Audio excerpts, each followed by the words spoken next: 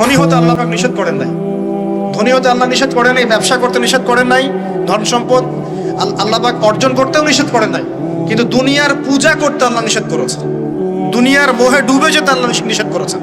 সম্পদ ওসমান রাদিয়াল্লাহু আনহুরও ছিল, কিন্তু সেই সম্পদ তিনি তার প্রয়োজনে যতটুকু লাগতো এতটুকু ব্যয় করতেন, বাকিটা আল্লাহর রাস্তায় ব্যয় করতেন। ওসমান রাদিয়াল্লাহু আনহু মতো ধনী হতে কোনো সমস্যা আছে? আপত্তি আছে? একটা আমল তার জীবনী থেকে পাওয়া যায়, এটা পড়ে আমার কাছে এত নিজেকে এত ছোট মনে হচ্ছে যে কাশ যদি এই আমলটা আমি করতে পারতাম। বলে দেব, চেষ্টা করছি যে করার, আপনারাও করার চেষ্টা করেন। ওসমান রাদিয়াল্লাহু আনহু ধনী ছিলেন কিনা, তো নবীর কাছে গিয়ে বলছেন যে আমার ধন সম্পদ খুব বেশি বাড়ছে, ইয়া রাসূলুল্লাহ আপনি সম্পদ একটু কমানোর দোয়া করেন তো আমার জন্য। চিন্তা করা যায় মানুষ এমন দোয়া কেউ করবে এই যুগে? আচ্ছা, নবী সাল্লাল্লাহু আলাইহি ওয়াসাল্লাম বললেন তুমি উটের পিঠে, গাধার পিঠে খাওয়া দাওয়া করো, ঠিক আছে, খাওয়া দাওয়া করো। তো তিনি খাওয়া দাওয়া করেন। এখন কয়দিন পরে, কয়দিন বলতে কতদিন আল্লাহ ভালো জানেন, তিনি এসে বলছেন ইয়া রাসূলুল্লাহ আমার তো সম্পদ আরো আগের চেয়ে বাড়তেছে, দেখি আপনি কি দোয়া করলেন, সম্পদ তো আরো বাড়া শুরু করেছে এখন। তখন তিনি বলছেন যে তুমি যখন খাও তখন তোমার হাত থেকে যদি খাবার পড়ে যায় তুমি কি করো? তখন তিনি বলেছেন আমি আমার হাত থেকে খাবার যদি পড়ে যায়, একটা দানাও যদি পড়ে যায়, আমি উটের পিঠ থেকে নেমে সেই খাবারটাকে তুলে পরিষ্কার করে তারপর খাই। উসমান রাদিয়াল্লাহু আনহু এত ধনী মানুষ, তিনি প্রতি বেলায় 100 মানুষকে খাওয়াতে পারেন, কোনো সমস্যা নেই। তিনি একাই তাবুকের যুদ্ধে 30,000 সৈন্যের দায়িত্ব নিয়েছেন। 30,000 সৈন্য 3 মাস যাবে, যাত্রা বিরতি করবে, খাবে দাবে, তাদের ঘোড়া অস্ত্রশস্ত্র সব দায়িত্ব একজন ব্যক্তি বহন করেছেন, ওসমান রাদিয়াল্লাহু আনহু। কত বড় ধনী আপনি চিন্তা করেন, উনার মতো ধনী কোনো পররাষ্ট্রমন্ত্রীও নাই পৃথিবীতে এখন, কোনো বিশ্ব নেতাও নাই ওনার মতো ধনী, এখন কেউই নাই। আর উনি কিন্তু তার এই ধন সম্পদ সুদের মধ্য দিয়ে অর্জন করেন নাই, তার ধন সম্পদ দুর্নীতির মধ্য দিয়ে অর্জন করেন নাই, তার ধন সম্পদ তিনি কিন্তু এই যে অন্যের সম্পদ অন্যায়ভাবে দখল করে অর্জন করেন নাই। তিনি সম্পদ অর্জন করেছেন বৈধ পন্থায়, হালাল ব্যবসা করেছেন নাকি না? এই যে আমল, তো নবীজি বলছেন যে তোমার আমল যদি এমনই হয় তাহলে তোমাকে আল্লাহ পাক সম্পদ দিবে না, কাকে সম্পদ দিবে? তুমি আল্লাহ পাকের যে সম্পদ রিজিকের যে শুকরিয়া আদায় করো, কৃতজ্ঞতা প্রকাশ করো যে আল্লাহ আমাকে ভালোবেসে রিজিকটা দিয়েছেন, আমার হাত থেকে পড়ে গেছে, আমি তুলে খাই। এই যে আল্লাহ পাকের নেয়ামতের প্রতি তোমার যে শ্রদ্ধা, সম্মান, এর শুকরিয়া স্বরূপে আল্লাহ পাক তোমাকে এরকম সচ্ছল বানাই দিচ্ছেন, আর তো কিছু করার নাই। তো উসমান রাদিয়াল্লাহু আনহুর মতো ধনী হতে কোনো সমস্যা আছে? তিনি কৃপণ ছিলেন না, তিনি আল্লাহ পাকের নেয়ামতের শুকরগুজার ছিলেন। ভুল ব্যাখ্যা নেবেন না, তিনি আল্লাহ পাকের নেয়ামতের শুকরগুজার ছিলেন। আমরা আল্লাহ পাকের নেয়ামতের শুকরিয়া আদায় করবো ইনশাআল্লাহ, এবং যা রিজিক আল্লাহ আমাদেরকে দিয়েছেন এতে সন্তুষ্ট থাকবো ইনশাআল্লাহ, এবং হালাল ভাবে চলার চেষ্টা করব। আল্লাহ পাক আমাদেরকে ধন দিলে সেই ধন সম্পদ যতটুকু আমার পরিবারের জন্য প্রয়োজন, বাড়তিগুলো আমরা আল্লাহর পথে দান সাদাকা করবো ইনশাআল্লাহ। আল্লাহ পাক আমাদের সবাইকে আল্লাহর রাস্তায় দান করার তৌফিক এনায়েত করুন, আমিন। সমাজ কল্যাণমূলক কাজ করেন না, জনসেবা করেন, মানুষের সেবা করেন, মানুষের কাছে থাকেন, সোশ্যাল ওয়ার্ক করেন। এই যে অ্যাসোসিয়েশন আছে না কিছু সামাজিক, নন পলিটিক্যাল, নন প্রফিটেবল কিছু ফাউন্ডেশন থাকে না, মানুষের কল্যাণে কাজ করেন, ইফতারের প্রজেক্ট করেন সামনে, ঠিক আছে। তারপরে শীত বস্ত্র হয়, তারপরে যে ত্রাণ রিলিফ, মানুষের কল্যাণ, বৃক্ষরোপণের কাজ, তারপরে আপনার এই যে রক্তদান কর্মসূচি, এই টাইপের যে ভালো ভালো কাজ, সমাজ কল্যাণমূলক কাজ, এই সমাজ কল্যাণমূলক কাজগুলো করলে মনটা বড় হবে। ভালো কাজে ব্যস্ত থাকবেন, আপনি দেখবেন মাথার মধ্যে শয়তানি নাই। যখন মানুষের কাজ নাই, সারাদিন অলস বসে থাকে, মাথার মধ্যে দুনিয়ার শয়তানি ঘোরাফেরা করতে। আল্লাহ পাক আমাদের সবাইকে ভালো কাজের সাথে থাকার তৌফিক দান, এবং ভালো কাজে একে অপরকে সহযোগিতা করার তৌফিক দান। নিজেকে ভালো কাজে ব্যস্ত রাখেন। দান সৎকার করলে কখনো টাকা কমে যায় না, মনে রাখবেন। দান করলে কোনোদিনও টাকা কমে যায় না। আপনার দানের টাকা ঘুরে ফিরে আপনার কাছে আসবে, বুঝতে পারছেন না? আপনার দানের টাকা ঘুরে আল্লাহ আপনার কাছে ফিরাই দিবে। কিভাবে ফিরাবেন সেটা আল্লাহর দায়িত্ব। আমি কি বুঝাবো কিভাবে ফিরাবেন? বুঝবেন, একটু বোঝার চেষ্টা করবেন। অর্থনীতি কিন্তু কঠিন, সহজ করে বোঝানোও কঠিন, সবাই সহজ করে বোঝাতেও পারবে না। আমি একটা পয়েন্ট খালি বুঝাই আপনাদেরকে, বোঝেন, চেষ্টা করেন। মনে করেন আপনাদেরকে অর্থনীতি বুঝাই, এগুলো আমাদের সাবজেক্ট ছিল, আর তখন আমরা আসলে অর্থনীতি কিছুই বুঝতাম না। তারপরে যখন কোরআন হাদিস পড়া শুরু করলাম তখন দেখলাম যে ও আচ্ছা, ব্যাপার তো খুব সহজ। সহজ জিনিসটাকে এত কঠিন করা হয় কেন? দেখেন কিরকম, মনে করেন একটা বাজার, আপনি দেখেন বাজার আছে কি?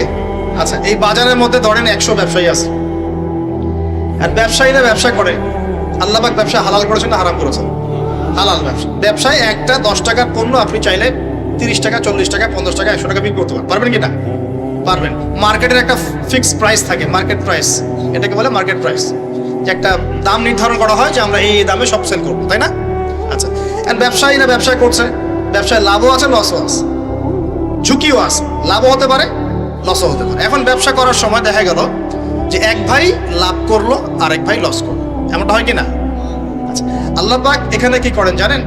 এই বাজারের মধ্যে যে সম্পদগুলো আছে, অর্থ সম্পদ, আপনারা যেটা কারেন্সি বলেন, এগুলো আল্লাহ রাব্বুল আলামিন হাত থেকে হাতে ঘোরাতে থাকেন। আজকে আপনার হাতে, কালকে তার হাতে, কালকে তার হাতে, পরশু আরেক ভাইয়ের হাতে। এই সম্পদ বাজারের মধ্যে ঘুরতে থাকে। বাজারটা হতে পারে সমাজ, হতে পারে রাষ্ট্র, হতে পারে বিশ্ব। ভালো করে বোঝেন, ছোট পরিসরে হতে পারে সমাজ, হতে পারে রাষ্ট্র বা বিশ্ব। আল্লাহ পাক সম্পদটা সার্কুলেট করেন, ঘোরাতে থাকেন।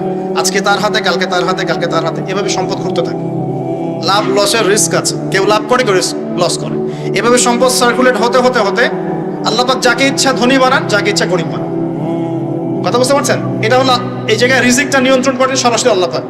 আল্লাহ পাক কারো সম্পদ নেন, কারোকে দেন, কারো কাছ থেকে নেন, কারোকে দেন, কারো কাছ থেকে নেন, কাউকে দেন। এভাবে সম্পদ ঘুরতে থাকে।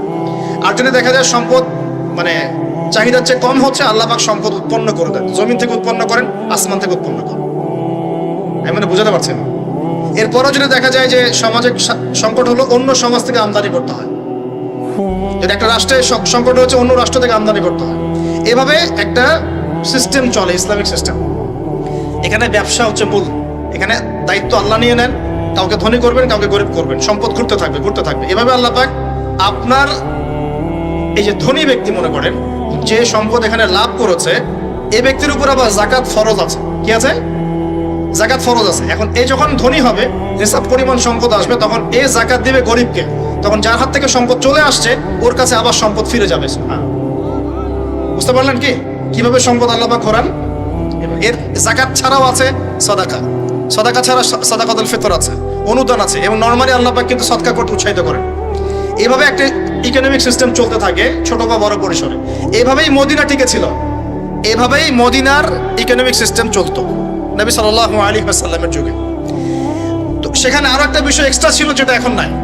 সেটা ছিল গনিমত। সেটা কি? রাসূল সাল্লাল্লাহু আলাইহি ওয়াসাল্লাম সাহাবীরা বিভিন্ন যুদ্ধ এবং জিহাদ করতেন কিনা? না, তারা তো এগুলো করতেন না। ঘর মসজিদে বসে খালি সুবহানাল্লাহ পড়তেন। হ্যাঁ নাকি? বদর উহুদ তো হয়নি ইসলামে, হয়েছে? বদর উহুদ বলে কোনো যুদ্ধ হয়েছে নাকি?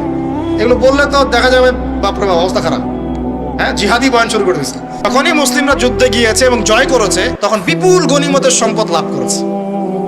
বুঝতে পারছি? গনিমত মানে ওই যে যাদের সাথে যুদ্ধ হচ্ছে, ওদের সব সম্পত্তি মুসলিমরা তখন পেয়ে যায়, কারণ ওগুলো ছেড়ে ওরা পালিয়ে যাবে। এটা এর মধ্য দিয়ে মুসলিম ব্যাপক সচ্ছলতার মুখ দেখেছিল। খায়বারের যুদ্ধে জয়ের মধ্য দিয়ে মুসলিমরা প্রায় 1/3 সম্পদ পেয়েছিল আরবের মধ্যে। জাজিরাতুল আরবের 1/3 সম্পদ শুধু খায়বার যুদ্ধ জয়ের মধ্য দিয়ে লাভ করা হয়েছে। ওইটা তো নাই, এখন ক্লোজড। আমি ওগুলো বাদ দিয়ে এই সিস্টেমগুলোর কথা বললাম, সাদাকা, ব্যবসা ইত্যাদি ইত্যাদি।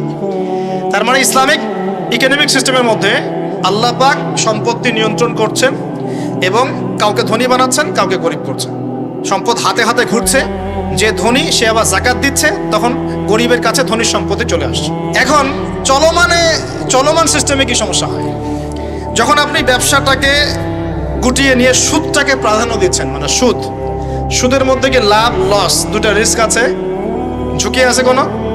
সুদে আপনি যখন খান, আপনি কি বলেন যে ঠিক আছে আমি 100 টাকা নিলাম, ব্যবসায় লাভ হলে আমি দিব 50%, লস হলে 50%? এটা তো সুদ না, এটা তো সুদ না। এটা কি সুদ? যখন আপনি বলেন যে আমি 100 দিয়েছি, আমাকে 110 দেওয়া লাগবে, 100 দিয়েছি আমাকে 110ই দেওয়া লাগবে, আপনি তো লসের রিস্ক নিবেন না? নিবেন? সুদখোর কি লসের ঝুঁকি নিবে নাকি লাভের শর্তে টাকা দিবে? এখন যখন আপনি লাভ লসের ঝুঁকি নিচ্ছেন না, তখন একজন লাভ করা একজন লস করার কোনো সিস্টেম বাজারে থাকছে না। তখন সম্পদ ধনিক শ্রেণীর হাতে পুঞ্জীভূত হচ্ছে, তারা আস্তে আস্তে ধনী হতে থাকবে, গরিবরা আস্তে আস্তে গরিব হতে থাকবে। এরও উপরে যখন সে আবার জাকাত দিবে না, তখন ওই সম্পদ আবার গরিবের কাছেও ফিরে আসবে না। এভাবে সুদের মধ্য দিয়ে সম্পদ সংকীর্ণ হয়ে যায়, একদম একটা মার্কেট, সমাজ, রাষ্ট্র মেসাকার অবস্থা, দেউলিয়া হয়ে চলে যাবে। একটা একটা করে কথা বলেছিলাম, ফলেছিল কি অর্থনীতির কথাগুলো? পাকিস্তানের কথা ফলেছে? পাকিস্তানের সামনে আরো ভয়াবহ পরিণতি আছে। আর এগুলো থেকে শিক্ষা না নিতে পারলে আমাদের সামনে ক্ষতি আছে। এগুলো বলবেই বাকে, বোঝাবেই বাকে। আর আল্লাহ পাক আমাদের কথা গ্রহণ করার মানসিকতা দান করুন। কমপক্ষে কথাগুলো শুনে একটু যাচাই করার তৌফিক আল্লাহ দান করুন। যাচাই করার পর যদি দেখা যায় যে হ্যাঁ ঠিকই বলেছে ছেলেটা, বা কম কিছুটা হলেও ঠিক বলেছে, ওইটুকু অন্তত গ্রহণ করার তৌফিক আল্লাহ দান করুন। একবারে যদি নেগলেক্ট করে দূর এইসব কথা শোনারই দরকার নাই, তাহলে তার কিছু হইল না। সমস্যা নাই, আমাদের কাজ কি? ফাযাক্কির ইন্নামা আনতা মুযাক্কির। আল্লাহ পাক আল্লাহর দ্বীনের দায়ীদের দায়িত্ব দিয়েছে, তোমরা উপদেশ দিবে, তোমরা শুধু উপদেশ দাতা। লাস্তা আলাইহিম বিমুসাইতির, কারো প্রতি তোমরা দারোগা নাও, চাপ দিয়ে মানাতে হবে, এই দায়িত্ব তোমাকে দেওয়া হয় না। জাস্ট বলে দিয়ে চলে আসে সামনে। ফাযাক্কির ইন্নাফাআতিয যিকরা, তুমি উপদেশ দিবে হে নবী। সায়াযাক্কারু মান ইয়াখশা, যে উপদেশ গ্রহণ করবে সে শীঘ্রই গ্রহণ করবে, যে আল্লাহকে ভয় করে সে শীঘ্রই উপদেশ গ্রহণ করবে ইনশাআল্লাহ তাআলা। প্রিয় ভাইরা, তো এখনকার চলমান বিশ্বের ইকোনমিটা হচ্ছে সুদ ভিত্তিক।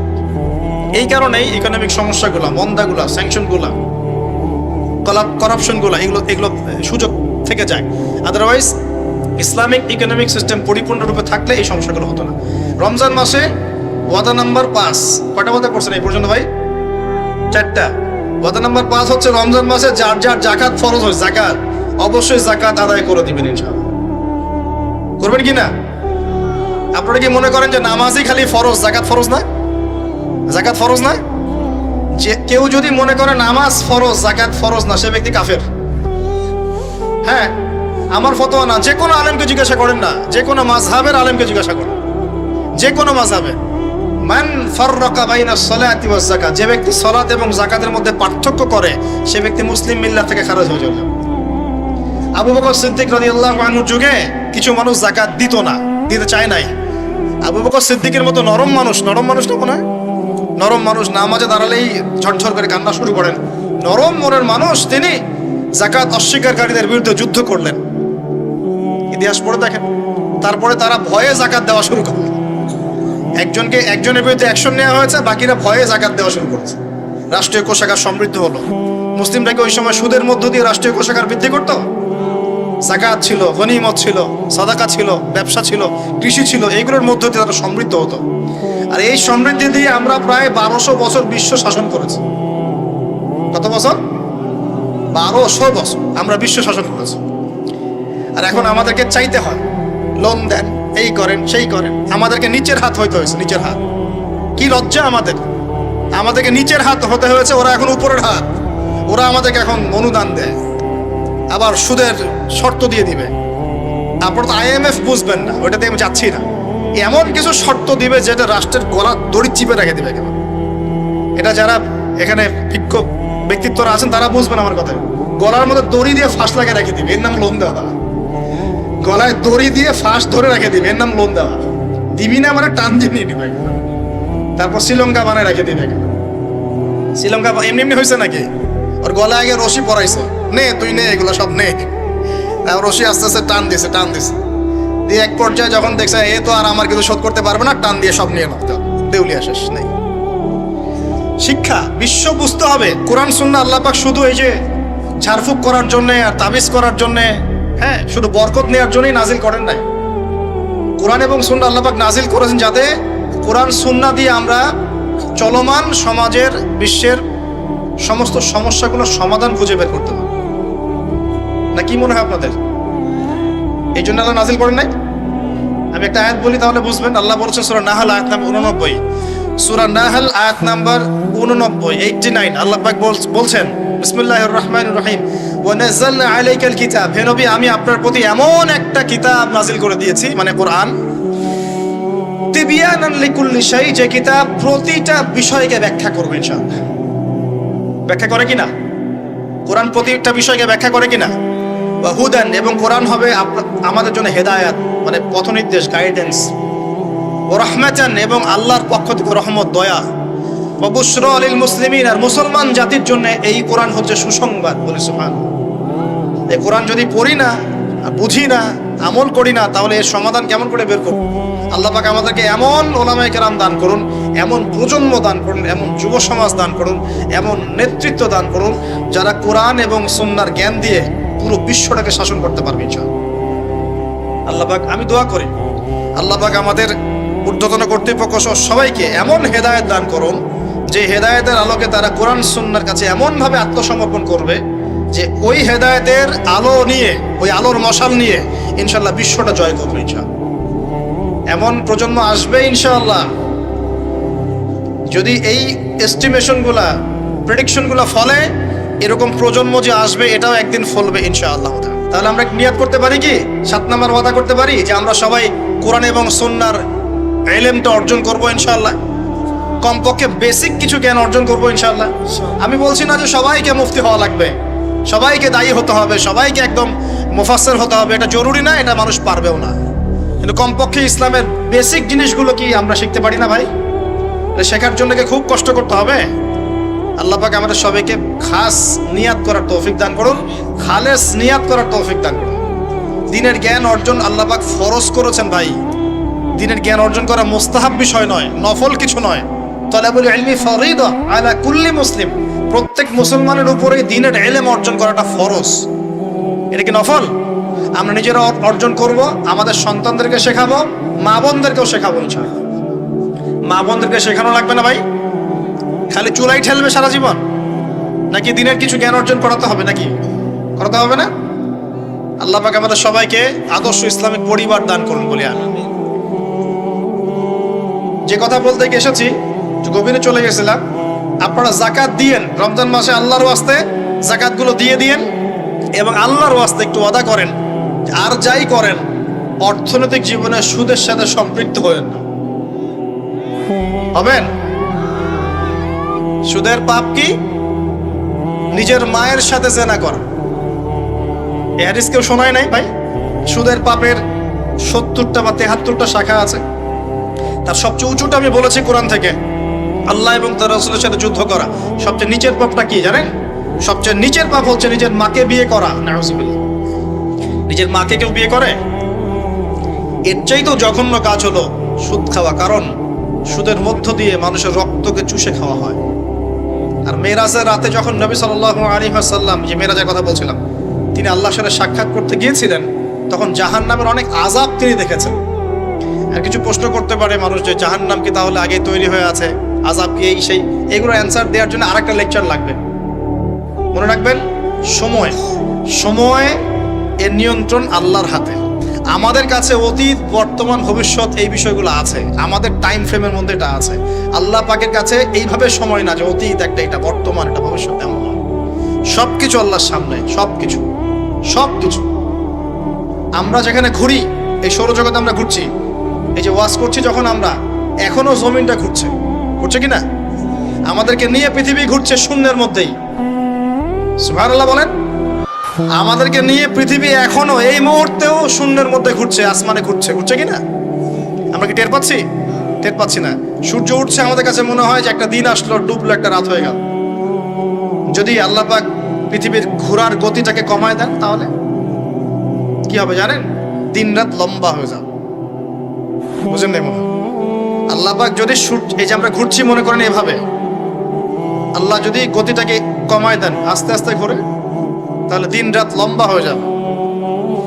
বিজ্ঞানীরা বলে, এটা বিজ্ঞানীদের কথা, এটা আমার কথা না, বিজ্ঞানীরা বলে তখন আমাদের দাড়ি চুলও নাকি পাকবে না, বয়সও নাকি পারবে না।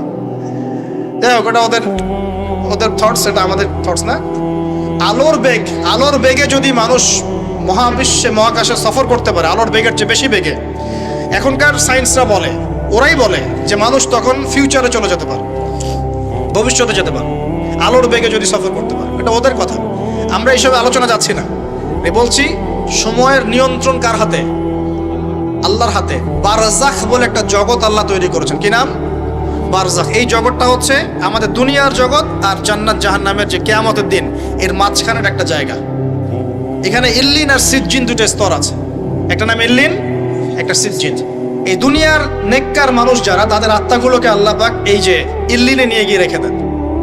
আর দুনিয়াতে যারা পাপী, পাপাচারী, তাদের আত্মাগুলোকে আল্লাহ পাক সিজ্জিনে রেখে দেন। এই যে কবরের যে আযাব, যে আমরা একটা কথা বলি, এটা আযাব বলে রুহের আযাব। কিসের আযাব? রুহ। দেহ তো আপনার নাই, ওখানে দেহ আছে? দেহ তো পচে গেছে, গলে গেছে, তাহলে আযাবটা কিসের? রুহের। বুঝাচ্ছি, আমি এই পড়াশোনাটা করেছি ইমাম গাজ্জালী রাহিমাহুল্লাহর বই থেকে। এত গভীর মানে লেখা, মানে ধরতে গেলেও মনে হয় যে একটা লাইন 10 বার পড়তে হচ্ছে। একটা এক্সাম্পল দিয়ে তিনি বোঝাচ্ছেন এভাবে। তিনি বলছেন এটা একটা উদাহরণ মাত্র, এটাই প্রকৃত ব্যাখ্যা না, একটা উদাহরণ মাত্র। বোঝানোর চেষ্টা করছেন তিনি এভাবে যে আমরা যখন ঘুমাই, অনেকে ভালো স্বপ্ন দেখেন না?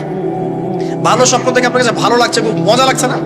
স্বপ্নের মধ্যে আপনি কি মানে ভালো ফিল করছেন, মাশাআল্লাহ ভালো লাগছে, ঘুরছেন ফিরছেন খাচ্ছেন। যখন কোনো খুব ভালো আপনি একটা স্বপ্ন দেখেন, আপনার কিন্তু ভালো লাগে। আপনি স্বপ্নে ঘুমন্ত অবস্থাতেই আপনি স্বপ্নে বাস্তবের ফিলিংস পাচ্ছেন, এমন হয় না? আল্লাহ পাক যদি আপনাকে স্বপ্নের মধ্যে রেখে দেন, ধরেন 1 বছর 1.5 বছর 2 বছর, তার মানে 1-2 বছর আপনি স্বপ্নের মধ্যেই বাস্তবের ভালো লাগার ফিলিংসটা পেতে থাকবেন, কিন্তু আপনি ঘুমিয়ে আছেন। বাইরে থেকে আমি আপনাকে দেখছি যে আপনি ঘুমিয়ে আছেন, কিন্তু আপনি ঘুমন্ত অবস্থাতেও ভালো স্বপ্ন দেখেই ভালো ফিল করছেন। তিনি বোঝাচ্ছেন, উদাহরণ দিয়ে বোঝাচ্ছেন, এটা কিন্তু ব্যাখ্যা নয়, জাস্ট একটা বুঝাচ্ছেন উদাহরণ দিয়ে। আল্লাহ পাক যখন শহীদদের রূহগুলোকে জান্নাতে রেখে দেন, জান্নাতে তারা এইভাবে রূহগুলো ঘুরতে থাকে, ফল ফলাদি খেতে থাকে, পাখির মধ্যে রূহ দিয়ে দেন, সবুজ পাখি, এই পাখি উঠতে থাকে, তারা ভালো ফিল করতে থাকে। ওই হায়াতটাকে আল্লাহ পাক তাদের কাছে বাস্তব বানিয়ে দিয়েছেন। কথা বুঝতে পারছেন? ওই হায়াতটাকে আল্লাহ পাক তাদের কাছে বাস্তব বানিয়ে দিয়েছেন। তাদের কাছে মনে হচ্ছে এটাই বাস্তব, এটাই জগৎ। আল্লাহ চাইলে করতে পারেন না? একটা ঘুমন্ত মানুষকে যদি আল্লাহ করতে পারেন, তাহলে শহীদদের ব্যাপারে করতে পারেন না? পারেন। আবার ধরেন একজন মানুষ পাপাচারী, আপনি কখনো কখনো স্বপ্ন দেখেছেন, ভয়ের স্বপ্ন, আটকে উঠছেন, শ্বাস বন্ধ হয়ে যাচ্ছে, এমন হয়নি অনেকদিন?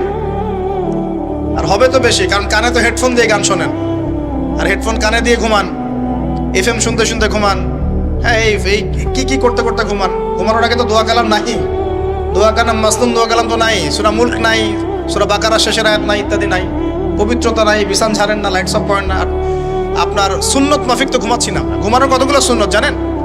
ঘুমানোরই কত সুন্নত আছে।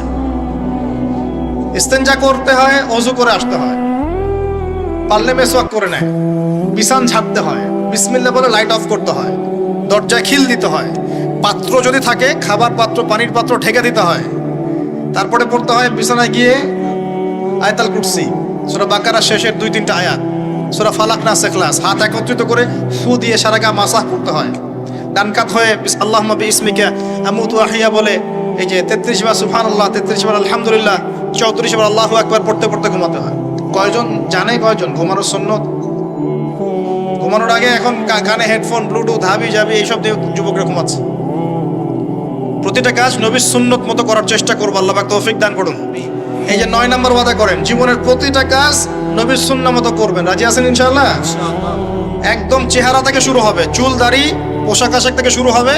আল্লাহ পাক যত উপরে নিয়ে যাবেন, আপনি যেখানেই যান নবীর সুন্নত বাস্তবায়ন করবেন ইনশাআল্লাহ তাআলা। আল্লাহ পাক তৌফিক এনায়েত করুন, বলি আমিন। মনে করেন খারাপ স্বপ্ন দেখছেন, খারাপ স্বপ্নে এখন আপনি কষ্ট পাচ্ছেন, দেখছেন যে পানিতে ডুবে যাচ্ছেন, দেখছেন যে আপনি আগুনে পুড়ে যাচ্ছেন, নাউজুবিল্লাহ, দেখছেন যে আপনি হয়তো কেউ আপনার শ্বাস গলা চিপে ধরেছে ইত্যাদি, মানে আপনি কষ্ট পাচ্ছেন। বাইরে থেকে কিন্তু আমি আপনার কষ্ট বুঝতে পারবো না, পারবো? আপনি ঘুমিয়ে আছেন, ঘুমিয়ে আপনি কষ্ট পাচ্ছেন। এখন এই ঘুমন্ত কষ্টের স্বপ্নটাকে আল্লাহ পাক যদি 5 বছর লম্বা করে দেন, পারবেন কিনা? আল্লাহ পাক পারেন কিনা? 5 বছর ঘুমিয়ে আছেন আপনি, উঠতে পারতেছেন না। এখন এটা হয় না, আল্লাহ চাইলে পারেন, সম্ভব কিনা? আল্লাহ পাক 309 বছর ঘুম পাড়ায় রাখেন নাই মানুষকে, আছে না দলিল? কোরআনে আছে না? কোন সূরায়? এই তো মাশাআল্লাহ মাশাআল্লাহ, সূরা কাহফে আছে না? 309 বছর আল্লাহ পাক 9 জন 10 জন ছেলেকে ঘুম পাড়ায় রাখছেন না? রাখছেন। তো এখন মনে করেন যে আল্লাহ পাক আপনাকে ওই কষ্টের আযাবটাকে লম্বা করে দিলেন, কষ্টের ওই স্বপ্নটাকে লম্বা করে, তাহলে আপনি কিন্তু ঘুমের মধ্যেও কষ্ট ফিল করবেন। এখন কবরে যদি আল্লাহ পাক বারজাখের জীবনে সিজ্জিনে কিছু আত্মাকে রেখে আত্মাগুলোকে আযাব দেন, এবং ওইটাকেই যদি তাদের কাছে বাস্তব ফিল দিয়ে দেন, তাহলে কি তার আযাব পাবে না? অনেক ব্যাখ্যা আছে, যেগুলো নিয়ে আলাদা লেকচার দেওয়া লাগে। এতটুকু বোঝেন যে আল্লাহ পাক ইন্নাল্লাহ আলা কুল্লি শাইইন কাদির, আল্লাহ পাক প্রতিটা বিষয় সম্পর্কে ক্ষমতাবান। আল্লাহ পাকের হাতেই সব ক্ষমতা, আল্লাহ সব করতে পারেন। যে আল্লাহ পাক আমাকে শ্বাস নেয়ার ক্ষমতা দিচ্ছেন, নিঃশ্বাস নিচ্ছি, একটা নিঃশ্বাসের দাম কি অন্য কেউ দিতে পারবে? যে আল্লাহ পাক এনভায়রনমেন্ট, বায়ুমণ্ডলের মধ্যে নাইট্রোজেন গ্যাস দিয়ে দিয়েছেন, এই গ্যাস কি কে দিয়ে, অন্য কেউ দিয়েছে? যে আল্লাহ পাক শ্বাস নেওয়ার জায়গা দিয়েছেন, আমাদের হার্ট পাম্প করছে, জন্মের সময় থেকে পাম্প করছে, এখন পর্যন্ত থামে নাই। একদিন এক মিনিটের জন্য থেমে গেলেই শেষ। এটা কে চালু করে রেখেছে? যে আল্লাহ এত কিছু করতে পারেন, সেই আল্লাহর পক্ষে নবী সাল্লাল্লাহু আলাইহি ওয়াসাল্লামকে তার কাছে নিয়ে যাওয়া, এই আযাবগুলো দেখানো এমন কঠিন কিছু? এগুলো নিয়েও এখন মানুষ প্রশ্ন তোলে। ঈমান কোন জায়গায় চলে গেছে চিন্তা করেন।